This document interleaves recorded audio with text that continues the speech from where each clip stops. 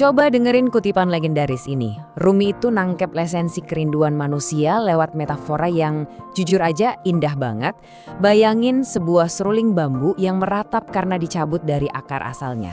Suara seruling itu, ya itu suara jiwa kita. Gini ya, setiap orang yang ngerasa jauh dari sumber asalnya pasti mendambakan momen buat kembali bersatu. Dan inilah yang jadi tujuan utama kita di penjelasan kali ini. Menyadari dan merangkul kerinduan jiwa buat terhubung lagi dengan sumber utama penciptaan. Kalau pakai pemahaman modern kita sekarang, sumber itu ya koneksi langsung dengan Akashic Library. Ini tuh representasi paling tinggi dari cinta semesta. Sebuah bentuk kekaguman yang benar-benar luar biasa atas alam semesta dan semua isinya. Sadar atau enggak, kita semua ini tuh ibarat seruling yang kangen banget sama melodi agung itu. Nah, disinilah letak harmoni yang menurut saya super keren antara masa lalu dan masa kini. Rumi ngasih kita bahasa jiwa. Beliau melukiskan teologi puitis tentang kenapa kita pengen banget kembali melebur ke dalam yang satu. Sementara itu, Akashic Infinity ngasih kendaraan fisiknya. Ilmu ini bawa pengalaman mistis itu langsung ke dalam tubuh fisik kita. Jadi, lewat pernafasan, relaksasi saraf yang presisi, dan frekuensi suara, kita nggak lagi sekedar baca puisi Rumi, teman-teman. Kita benar-benar merasakan bahasa tersebut bergetar langsung di dalam sel-sel kita. Bisa dibilang, Rumi adalah peta kerinduan jiwa kita, dan Akashic Infinity adalah panduan langkah demi langkah tentang gimana kita bawa raga kita ikut serta dalam perjalanan pulang tersebut.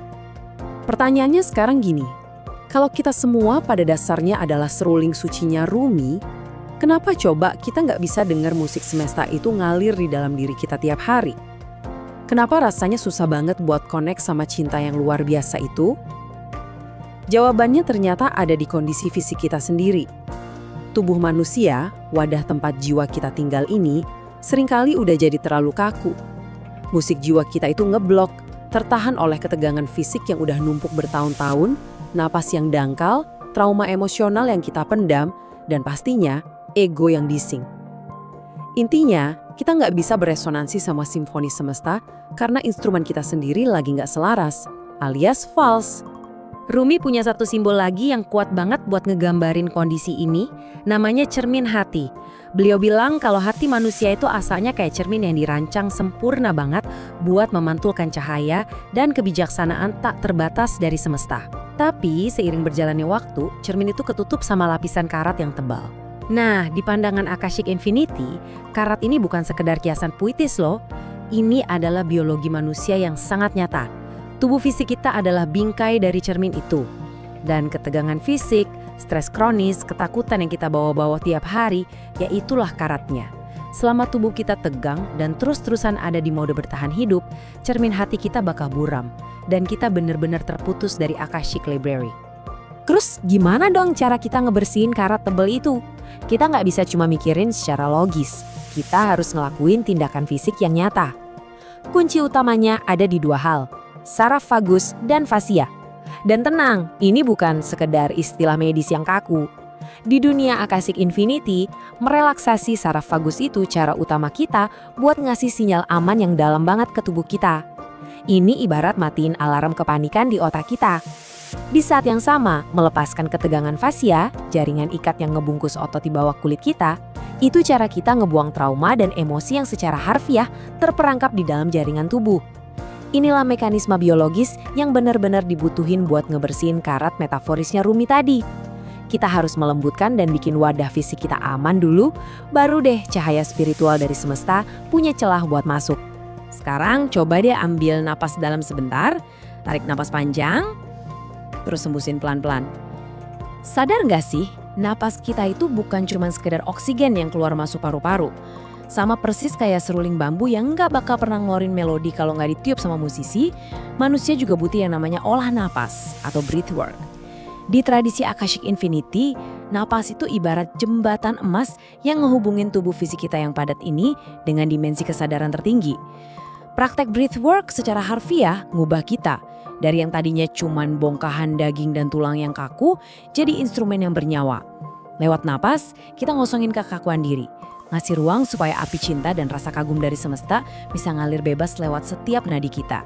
Sumpah deh, menakjubkan banget ngelihat gimana kebijaksanaan kuno ini berevolusi jadi sains modern. Kalau kita lihat sejarahnya, di abad ke-13, Rumi dan pengikutnya itu pakai sama. Tarian berputar yang ikonik itu, yang dipaduin sama alunan musik intens dan tabuhan drum berirama buat memicu keadaan ekstasi spiritual. Mereka paham banget kekuatan gerak dan suara. Nah, Akashic Infinity di zaman sekarang lakuin hal yang sama persis, tapi pakai instrumen dari zaman ini. Praktiknya pakai pergerakan dan pelepasan somatik yang dikalibrasi pakai frekuensi audio khusus buat nyampe ke perubahan kondisi kesadaran yang setara sama ekstasia para darwis yang berputar itu. Keduanya itu ibarat dua jalan yang beda, tapi menuju ke puncak gunung yang sama, yaitu menyadari kalau suara dan gerak adalah pintu gerbang menuju keilahian. Mari kita kulik lebih dalam tentang kekuatan suara ini. Seringkali kan kita nganggap musik cuma sebagai hiburan ya, cuma melodi latar pas kita lagi kerja atau nyantai. Tapi di ruang lingkup Akashic Infinity, frekuensi audio itu punya fungsi yang jauh lebih sakral. Frekuensi ini dipakai persis kayak nyanyian ritmis dan dikir di tradisi Rumi. Mereka itu beroperasi sebagai katalis, sebuah kendaraan resonansi murni yang bisa nembus pertahanan logika kita. Jadi, frekuensi audio ini bakal berinteraksi langsung sama gelombang otak kita, nyetel ulang frekuensi kesadaran, dan secara harfiah memaksa pikiran logis kita yang biasanya berisik banget itu buat diam.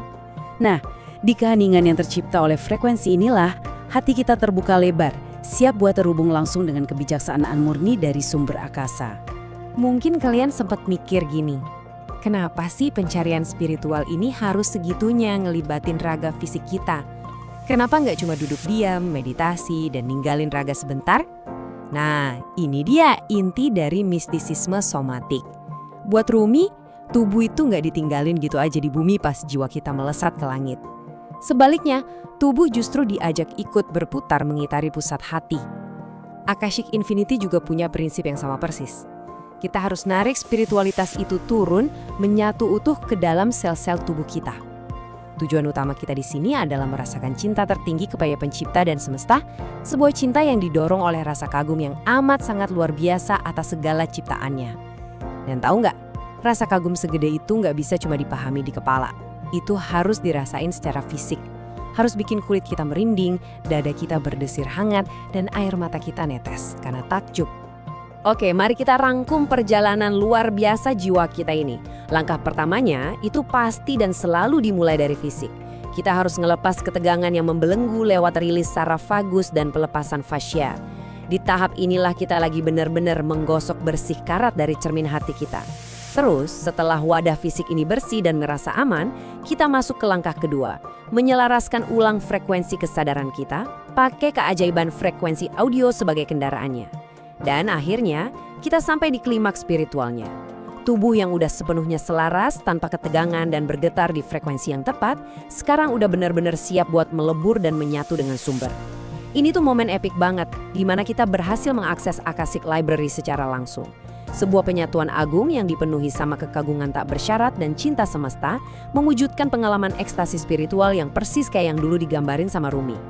Pada akhirnya, dua jalan ini saling melengkapi dengan sangat indah. Rumi udah mewariskan sebuah filosofi yang benar-benar menggetarkan hati. Sebuah penjelasan yang super mendalam tentang kenapa jiwa kita terus ngerasa gelisah, seakan nyari jalan pulang nembus semesta. Dan Akashic Infinity itu hadir bukan buat ngegantiin keyakinan itu. Sama sekali enggak, melainkan jadi semacam teknologi mistis terapan di era modern ini. Ilmu ini ngebedah secara biologis dan praktis gimana relaksasi fascia, penenangan saraf vagus, dan resonansi frekuensi audio bisa jadi anak tangga supaya jasmani kita bisa melangkah dan ikut serta dalam perjalanan spiritual jiwa tersebut. Keren banget kan? Sebagai penutup, saya pengen ninggalin satu pemikiran buat kalian renungin. Tolong ingat ini ya, kalian itu bukanlah sebuah mesin rusak yang harus terus-terusan diperbaiki, sama sekali bukan. Kalian adalah seruling bambu suci yang diciptakan dengan sempurna, yang saat ini cuma butuh sedikit dibersihin supaya napas kehidupan dari semesta bisa kembali bernyanyi ngelewatin kalian. Jadi, coba bayangin sejenak. Kalau hari ini tubuh kalian akhirnya terbebas dari segala ketegangan dan kesadaran kalian udah kembali selaras sama ritme alam, melodi semesta apa yang siap kalian mainkan hari ini? Terima kasih udah ngasih saya kesempatan nemenin kalian ngeksplorasi kedalaman jiwa ini. Sampai jumpa di pembahasan kita berikutnya.